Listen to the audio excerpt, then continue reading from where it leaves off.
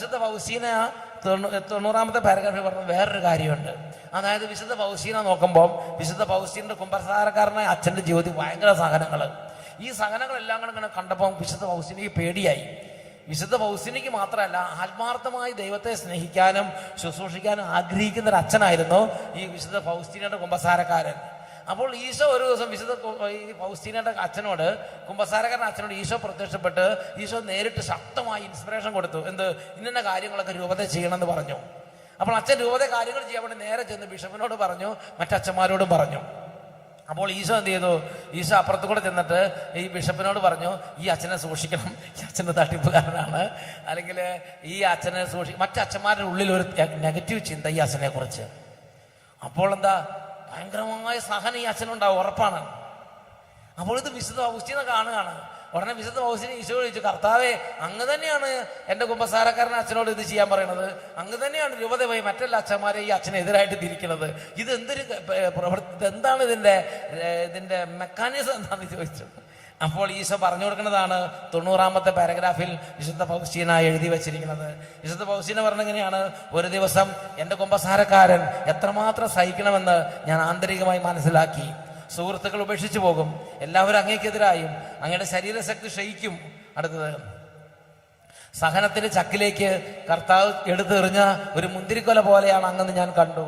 അവിടുന്ന് ചെയ്യാൻ ആവശ്യപ്പെടുന്ന കാര്യങ്ങൾക്ക് അവിടുന്ന് തന്നെ, ദൈവം തന്നെ അദ്ദേഹത്തിന് മാർഗതടസ്സം വരുത്തുന്നത് ഞാൻ കണ്ടു. അദ്ദേഹത്തോട് ഇപ്രകാരം പ്രവർത്തിക്കുന്നത് എന്തുകൊണ്ടാണെന്ന് ഞാൻ ചോദിച്ചു.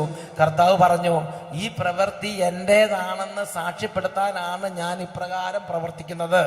അടുത്തത്, ഒന്നിനെയും ഭയപ്പെടേണ്ട എന്ന് അവനോട് പറയുക, രാവും പകലും എൻ്റെ കടാക്ഷം അവൻ്റെ മേലുണ്ട്. ഈ പ്രവൃത്തി കൊണ്ട് രക്ഷ പ്രാപിക്കുന്ന ആത്മാക്കളുടെ എണ്ണം അനുസരിച്ചുള്ള കിരീടങ്ങൾ കൊണ്ട് അവൻ്റെ കിരീടം ഞാൻ രൂപപ്പെടുത്തും. ഒരു പ്രവൃത്തിയുടെ വിജയത്തിനല്ല, അതിനുവേണ്ടിയുള്ള സഹനത്തിനാണ് സ്വർഗത്തിൽ കിരീടങ്ങൾ കിട്ടുക. നമ്മളിപ്പോൾ ധ്യാന കൺവെൻഷൻ നടത്തിയാൽ വിജയമായി, ഇതിനല്ല കിരീടം കിട്ടാൻ പോണത്. ഈ കൺവെൻഷന് വേണ്ടി എത്രമാത്രം കഷ്ടപ്പെട്ടു, എത്രമാത്രം നഷ്ടപ്പെടുത്തി, എത്രമാത്രം വേദന സഹിച്ചു, എത്രമാത്രം തെറ്റിദ്ധാരണകൾക്ക് ഇരയായി, എത്രമാത്രം സാമ്പത്തികമായി നഷ്ടപ്പെട്ടു പോയി, എത്രമാത്രം സുഖം നഷ്ടപ്പെട്ടു. ഈ കൺവെൻഷന് വേണ്ടി എത്രമാത്രം നിങ്ങൾ നഷ്ടപ്പെടുത്തിയോ, എത്രമാത്രം വേദന നിങ്ങൾ അനുഭവിക്കേണ്ടി വന്നുവോ, അതിനനുസരിച്ചുള്ള കിരീടങ്ങൾ, അതിനനുസരിച്ച് ആത്മാക്കൾ രക്ഷ പ്രാപിക്കും. അതിനനുസരിച്ചുള്ള കിരീടങ്ങൾ കൊണ്ട് ദൈവം നിങ്ങളെ സ്വർഗത്തിൽ നിങ്ങൾക്കായി കിരീടങ്ങൾ രൂപപ്പെടുത്തും. അത്രയും വലിയ കിരീടം, ഒരു കഷ്ടപ്പാടുമില്ല. നിങ്ങൾ വന്നു എല്ലാം. അപ്പം ഞാൻ പല കൺവെൻഷനും ഞാൻ കാണുന്നുണ്ട്, ചെല്ലുമ്പം തന്നെ സൗണ്ട് സിസ്റ്റം ആകെ താറുമാറാവും. ഇവിടെയല്ല, ഇവിടെ നല്ല ബെസ്റ്റ് സൗണ്ട് സിസ്റ്റമാണ്. അല്ലെങ്കിൽ ഗാനം ആലപിക്കുന്നവരെല്ലാം താറുമാറാക്കിയിട്ടും അവിടെ.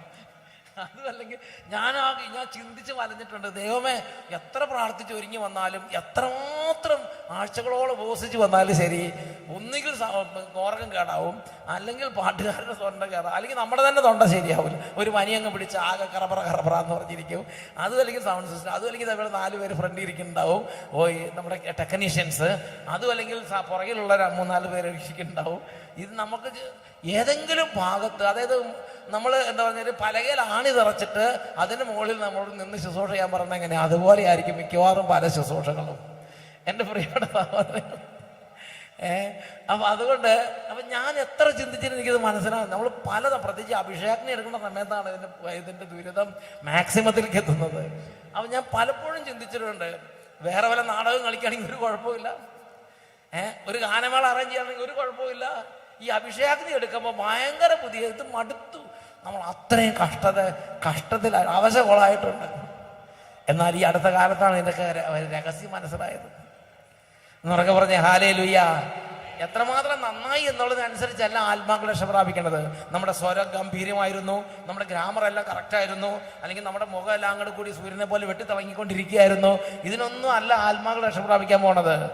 നമ്മൾ അതിനു വേണ്ടി എത്രമാത്രം അരഞ്ഞു. ആട്ടുകല്ലിനകത്ത് കിടന്ന അരി കിടന്ന് അരയണ മാതിരിയാണ് ഓരോ ശുശ്രൂഷയ്ക്ക് പോകുമ്പോൾ. Praise the Lord. എൻ്റെ പ്രിയപ്പെട്ട, അതിനുവേണ്ടി എത്രമാത്രം നമ്മൾ അരഞ്ഞു, എത്രമാത്രം ഇല്ലാതായി, എത്രമാത്രം നശിച്ചു, എത്രമാത്രം നമ്മൾ ചീഞ്ഞു. അതിനനുസരിച്ചാണ് ഗോതമ്പ് മണി നിലത്ത് വീണ് അഴിയണം, നഷ്ടപ്പെടുക. അതിനനുസരിച്ചാണ് സ്വർഗത്തിൽ ആത്മാക്കൾ നേടുന്നത്, ആത്മാക്കൾ എത്തുന്നത്. അതിനനുസരിച്ച് അപ്പോൾ സ്വർഗത്തിൽ നല്ല പ്രഭയുള്ള ഡയമണ്ട് കൊണ്ടുള്ള കിരീടമുണ്ട്, ഡയമണ്ട് കൊണ്ടുള്ള കിരീടം. പിന്നെ എന്താ, പവിഴം കൊണ്ടുള്ള കിരീടം, അങ്ങനെ പല സാധനം ഉണ്ടല്ലോ.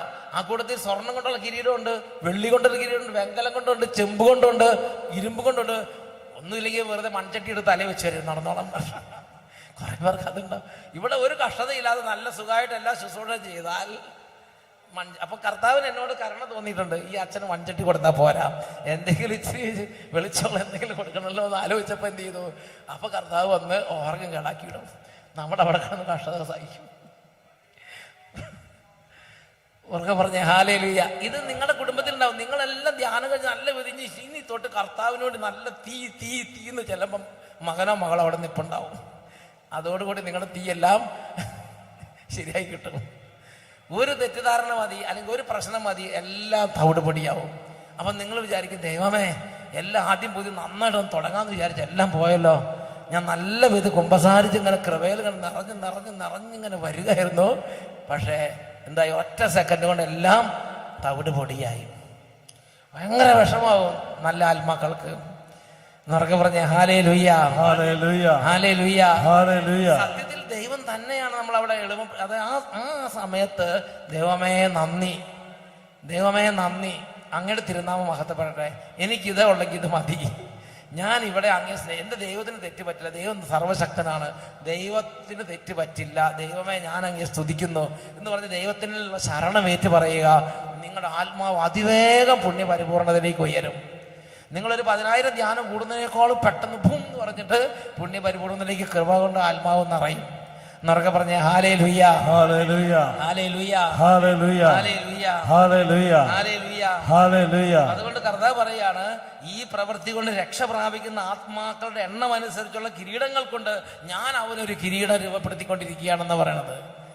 അപ്പൊ ഈ കൺവെൻഷൻ നടക്കുമ്പോൾ എത്രമാത്രം കഷ്ടതയുണ്ടോ, എത്രമാത്രം ബുദ്ധിമുട്ടുകളുണ്ടോ, അതനുസരിച്ച് എനിക്ക് അവിടെ നല്ല നല്ല കിരീടങ്ങൾ ഉണ്ടാക്കിക്കൊണ്ടിരിക്കുകയാണ് കർത്താവ് എന്ന് ഒരു രഹസ്യം, ഒരു മിസ്റ്ററിയാണത്. ദൈവരാജ്യത്തിൽ ഈ രഹസ്യം വെളിപ്പെട്ട് കിട്ടിയാലാണ് ഇവിടെ നമുക്ക് ഈ കഷ്ടതയുടെ സമയത്ത് സന്തോഷത്തോടെ നിന്ന് ഇതെടുത്ത് ശുശ്രൂഷ ചെയ്യാൻ കഴിയുകയുള്ളൂ.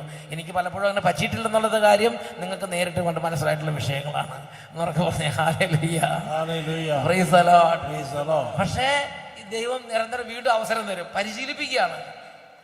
ആത്മീയമായ പരിശീലനം കൊണ്ട് കുറേ പ്രയോജനമുണ്ട്. ഈ ജീവിതത്തിൽ വരാനിരിക്കുന്ന ജീവിതത്തിൽ അത് നമ്മുടെ ഗ്ലോറി വർദ്ധിപ്പിക്കും. എന്നൊക്കെ പറഞ്ഞ ഹല്ലേലൂയ, ഹല്ലേലൂയ, ഹല്ലേലൂയ, ഹല്ലേലൂയ. വിശുദ്ധ പൗസീന ഡയറിയിൽ 88, 86 ആ പാരഗ്രാഫിൽ വിശുദ്ധ പൗസീനോട് ഈശോ വെളിപ്പെടുത്തി കൊടുക്കുന്ന മറ്റൊരു കാര്യം ഇതാണ് രേഖപ്പെടുത്തിയിരിക്കുന്നത്. എൻ്റെ കുമ്പസാരക്കാരിലൂടെ ദൈവം നിർവഹിക്കുന്ന ഈ ദൗത്യത്തിനായി അദ്ദേഹം എത്രമാത്രം സഹിക്കേണ്ടി വരുമെന്ന് ഞാൻ മനസ്സിലാക്കി. അത് കണ്ടപ്പോൾ ഒരു നിമിഷം ഞാൻ ഭയപ്പെട്ടു പോയി. ഞാൻ കർത്താവിനോട് പറഞ്ഞു, ഈശോയെ ഇത് അങ്ങയുടെ കാര്യമാണല്ലോ, എന്തുകൊണ്ടാണ് അങ്ങ് അച്ഛനോട് ഇങ്ങനെ പെരുമാറുന്നത്? അദ്ദേഹത്തോട് പ്രവർത്തിക്കാൻ കൽപ്പിക്കുമ്പോൾ തന്നെ അങ്ങ് തന്നെ പോയി തടസ്സങ്ങളും ഉണ്ടാക്കുന്നു എന്ന് എനിക്ക് തോന്നുന്നു. എഴുതുക, രാവും പകലും എൻ്റെ കണ്ണുകൾ അവന് ഞാൻ ഉറപ്പിച്ചിരിക്കുന്നു.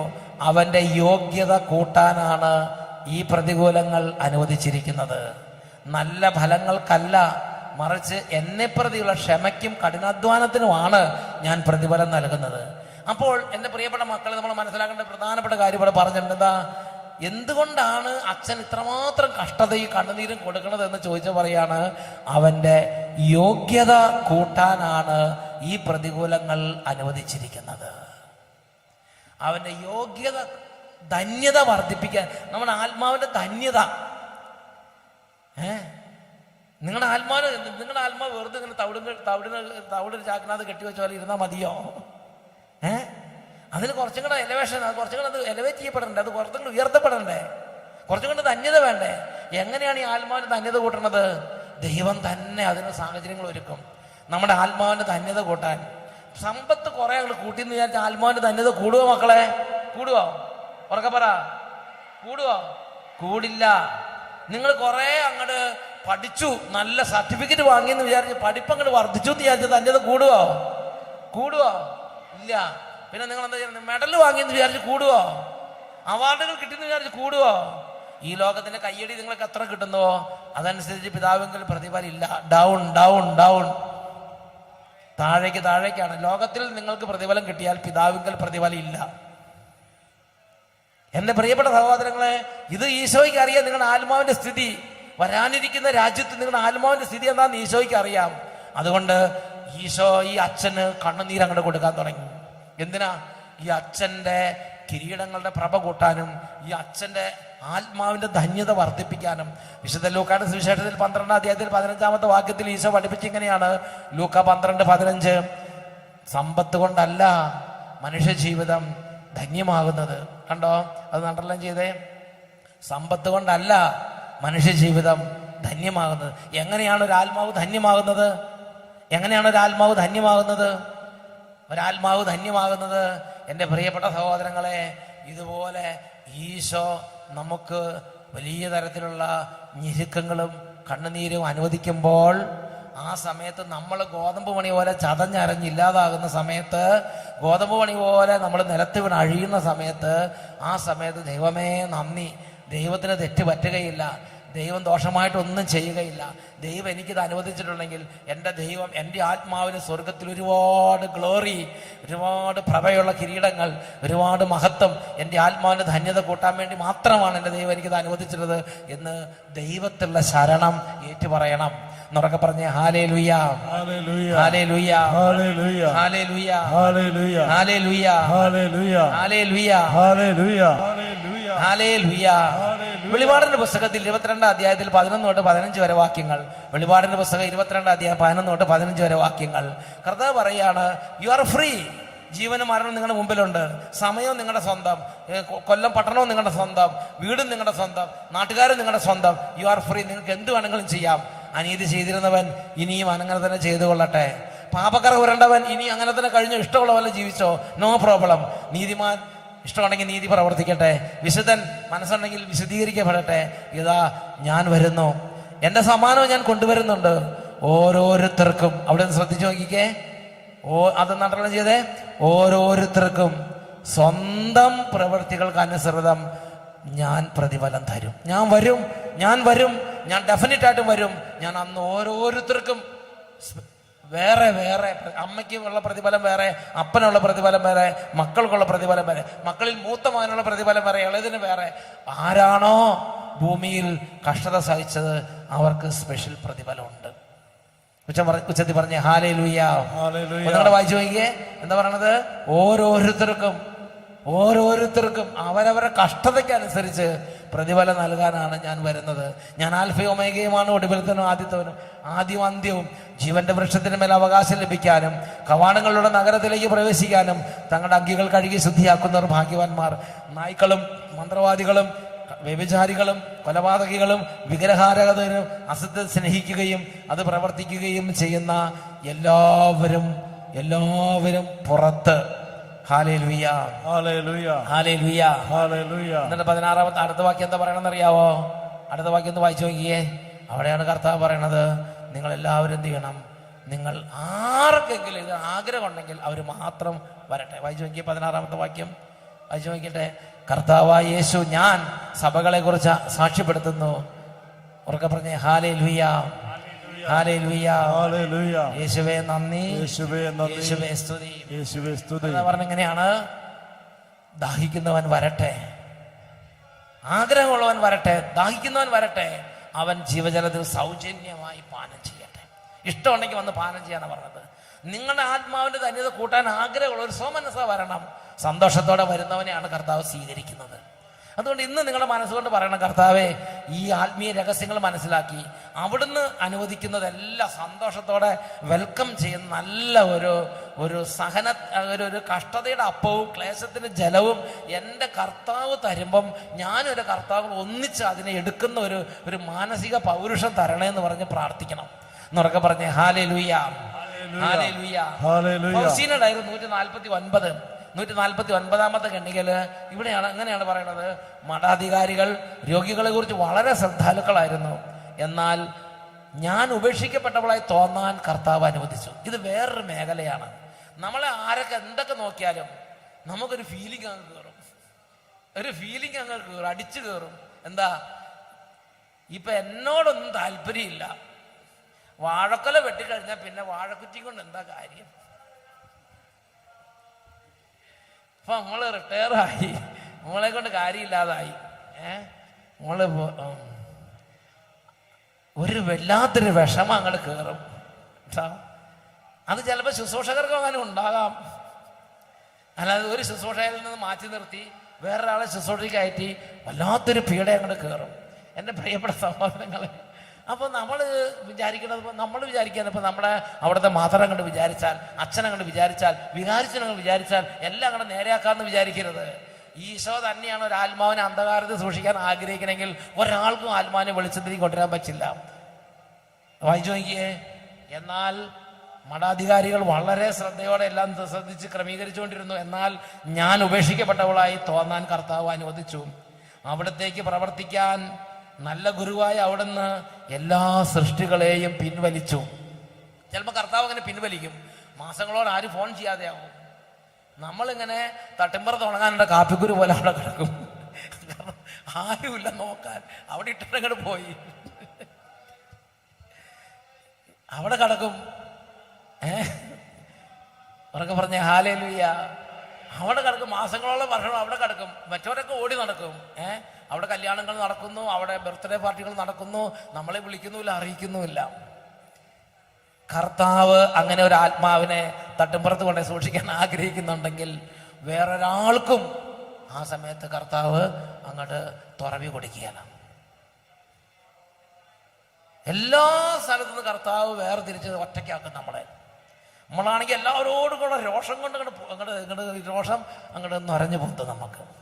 പക്ഷേ എൻ്റെ പ്രിയപ്പെട്ട സഹോദരങ്ങളെ, ചിലപ്പോൾ കർത്താവ് കൃപ തോന്നി നമുക്ക് എൻ്റെ രഹസ്യം മനസ്സിലാക്കാൻ സാധിച്ചാൽ പിന്നെ നമുക്ക് ശാന്തരാവും. ആദ്യം കുറച്ച് ദിവസങ്ങൾ രോഷങ്ങൾക്ക് പൊന്തിയാലും പിന്നെ നമ്മൾ ശാന്തരാവും. പിന്നെ കർത്താവ് നമ്മളെ പഠിപ്പിക്കാൻ തുടങ്ങും. എന്തായാലും ഇങ്ങനെയാണ് പറയണത്, അവിടെ നിന്ന് എല്ലാ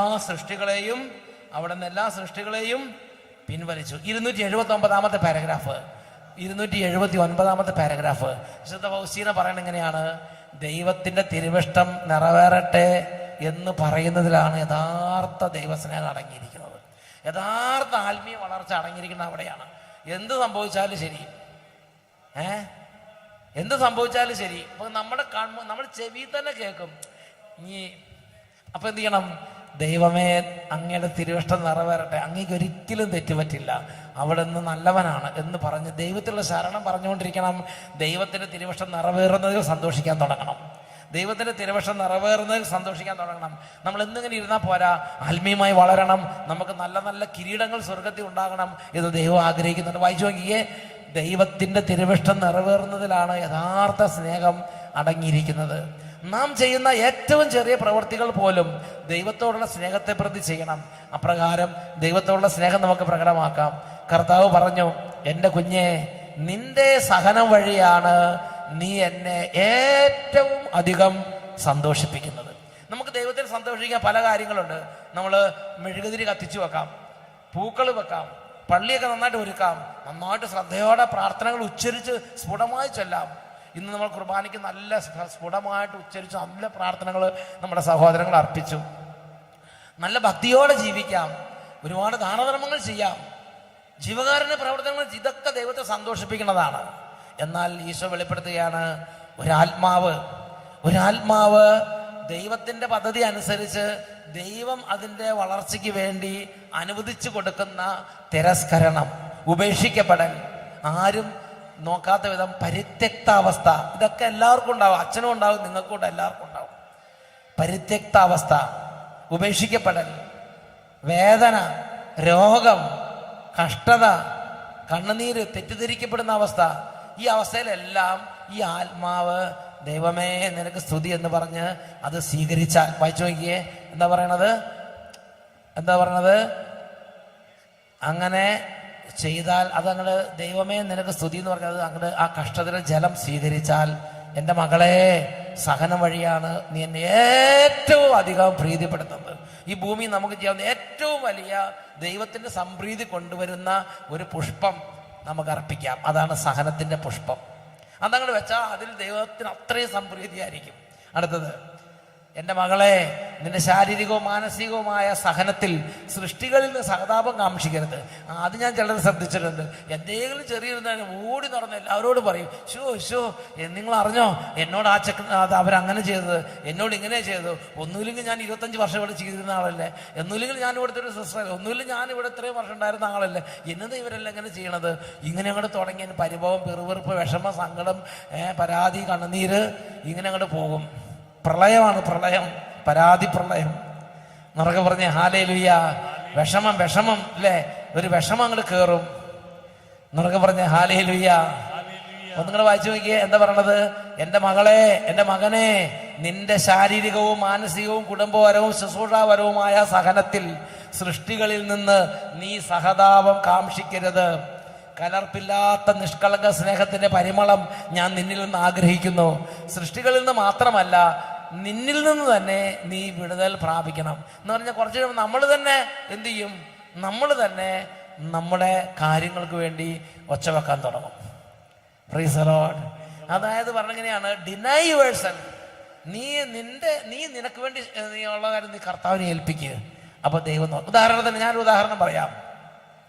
ഒരു കുട്ടി, ആ കുട്ടീനെ ക്ലാസ്സിലെ ടീച്ചർ തെറ്റിദ്ധരിച്ച് കഠിനമായി എല്ലാവരുടെ മുമ്പിൽ ശാസിച്ചു. ആ കുട്ടി നിശബ്ദനായി അവിടെ നിന്ന് അതെല്ലാം സഹിച്ചു. ഒരൊറ്റ അക്ഷരം, 9ാം ക്ലാസ്സിലെ കുട്ടിയാണ്, ഒരൊറ്റ അക്ഷരം തിരിച്ചു പറഞ്ഞില്ല.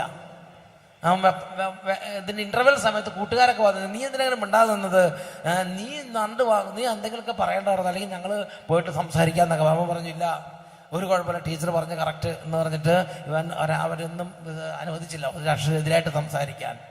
2 മാസം കഴിഞ്ഞപ്പോഴാണ് ടീച്ചർക്ക് മനസ്സിലായത് ഈ കുട്ടി ആ തെറ്റ് ചെയ്തിട്ടില്ല. അതുകൊണ്ട് ആ കുട്ടി അന്ന് നിരപരാധിയായിരുന്നു. നിരപരാധീനെയാണ് ശാസിച്ചതും പബ്ലിക്കായിട്ട് സ്കോൾഡ് ചെയ്തതും. അപ്പോൾ ടീച്ചർക്ക് മനസ്സിലാവണം. ടീച്ചർ കുട്ടിയോട് ചോദിച്ചു, അല്ല നിന്നെ ഞാൻ അന്ന് സ്കോൾഡ് ചെയ്തപ്പോൾ നിനക്ക് പറയാൻ പാടില്ല, നീ അല്ല വേറൊരാളാണ് ചെയ്തെന്നുള്ള കാര്യം നിനക്കങ്ങ് പറഞ്ഞാൽ പോരായിരുന്നോ? അപ്പോൾ ആ കുട്ടി പറയാണ്, സിസ്റ്ററെ അല്ലെങ്കിൽ ടീച്ചറെ, പീലാത്തോസിന് മുമ്പിൽ നിന്ന ഈശോയുടെ കൂടെ നിൽക്കാൻ കിട്ടിയ അവസരമായിരുന്നു, ഞാനത് നഷ്ടപ്പെടുത്താൻ പാടുണ്ടോ? ഞാനത് പീലാത്തോസിന് ഈശോയുടെ കൂടെ കുറച്ചു നേരം നിന്ന് നോക്കിയതാണ് എന്ന് ആ കുട്ടി സന്തോഷമായിട്ട് ആ കുട്ടി പറഞ്ഞു. ടീച്ചറോട് എനിക്ക് ഒരു പ്രശ്നമില്ല, ഞാനങ്ങനെ സന്തോഷമായിട്ട് ഞാനും ഈശോയും കൂടെ ഒന്നിച്ചവിടെ നിൽക്കുകയായിരുന്നു എന്ന് പറഞ്ഞു. എൻ്റെ പ്രിയപ്പെട്ട സഹോദരങ്ങൾ, ചിന്തിച്ചു നോക്കിയേ, സൃഷ്ടികളിൽ നിന്ന് ആരിൽ നിന്ന് സഹതാപം കാക്ഷിക്കുന്നില്ല. അവർക്ക് ചെയ്യാവുന്നതിന്റെ മാക്സിമം ചെയ്തോട്ടെ. ഇവിടെ നമ്മൾ ഈശോയും പീലാത്തോസിന് മുമ്പിൽ ഈശോയും കുട്ടിയും കൂടെ ഒരുമിച്ച് നിന്ന് അവരവിടെ സംസാരിച്ചുകൊണ്ടിരിക്കുകയാണ്.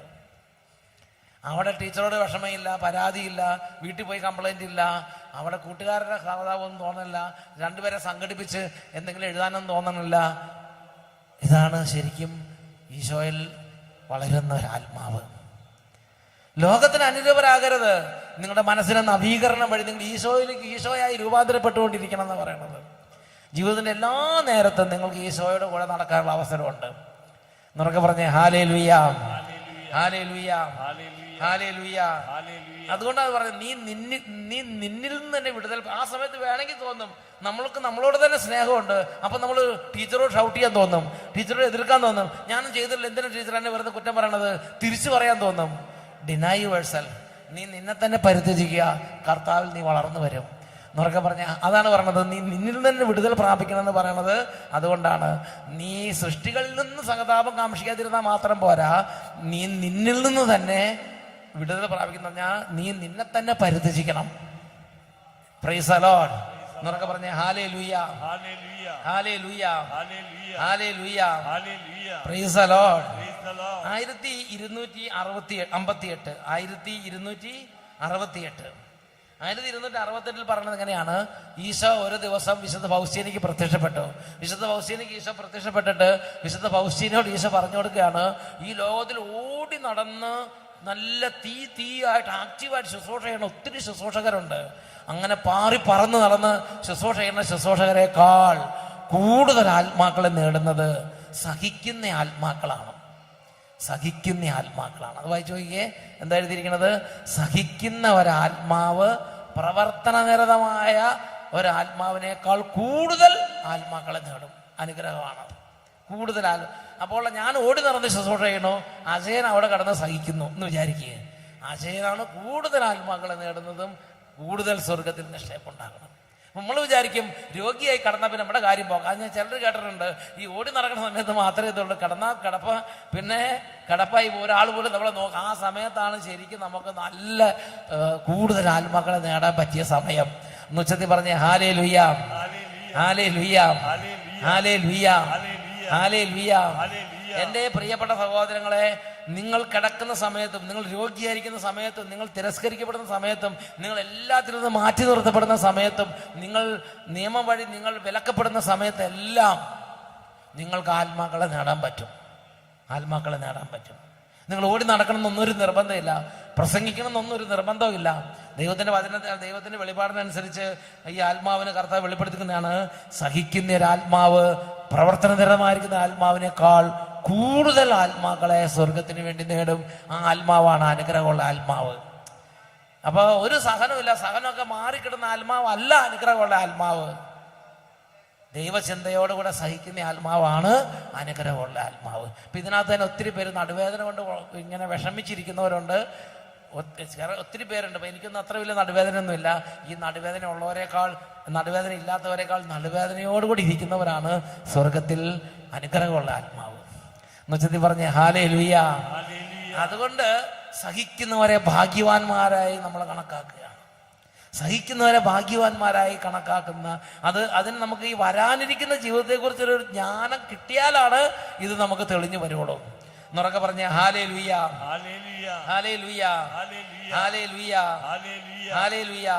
1737 വിശുദ്ധ ഫൗസീന ഒരു ദിവസം ഈശോയോട് പറഞ്ഞു, ഈശോയെ അങ്ങ് എന്നെ പറ്റിക്കാൻ തുടങ്ങിയിട്ട് കുറെ കാലമായി. അങ്ങ് എന്നോട് ഓരോരോ കാര്യങ്ങൾ ഇങ്ങനെ പറയും, സ്വർഗത്തിലെ കാര്യങ്ങൾ കാണിച്ചു തരും.